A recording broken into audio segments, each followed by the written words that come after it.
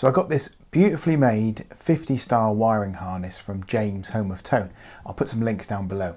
And I decided to swap out the Probuckers for a set of Tonerider AC2 Classics. Now you're probably wondering, why fix what isn't broke? Guitar players. That's what we do, right? Or at least some of us.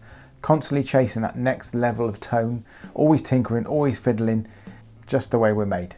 And at the very least, it's just a bit of fun. Now let's talk some specs. I can't hold all that kind of information in my head, so I'm gonna have to read it from a sheet of paper. We've got Probuckers in the Epiphone Les Paul, which you're probably aware of. We have a Probucker 2 in the bridge, which measures apparently 8.4K, and Probucker 1 in the neck, which is around 7.5 to 8K. If I'm off on any of these specs or anything, just please comment down below and correct me, as if you need an invitation to do that, right? But seriously, I'm not going to bite. The Tonerider, if you're not aware, is a British company. The pickups are wound and assembled in China.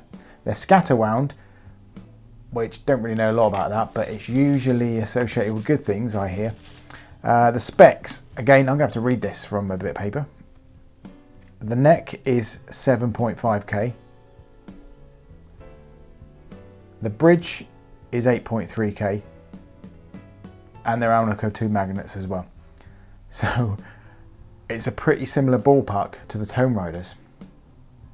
One thing to know about Tonerider is they do a small amount of OEM work for guitar manufacturers. So imagine, it would be hilarious if someone was to make a video about swapping pickups and unknowingly swapped one set out for another identical set and then described how different they were. I mean, we're guitarists, aren't we? We're not idiots. Onto the wiring harness. As I mentioned earlier, I bought this from James's Home of Tone. Flawlessly made, and the packaging is obviously very important. It was a pleasure to open. It's the little things that please me. It's a solderless wiring harness. It's probably totally unnecessary, like most of the mods I do or attempt to do. But being solderless, it means I do not have to get out my soldering iron. And trust me, that is a good thing because, well, to be honest, I'm at it. That is not my idea of a good time. And it also promotes a nice, harmonious home life. No hassle and no tantrums. Or so I thought.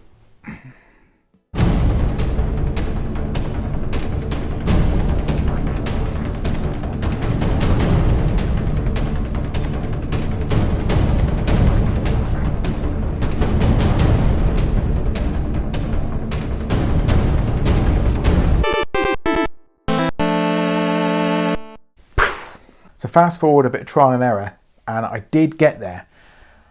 But to be honest, even if there is an obvious simple way of doing something with easy to follow instructions like this, give it to me and I will make it complicated.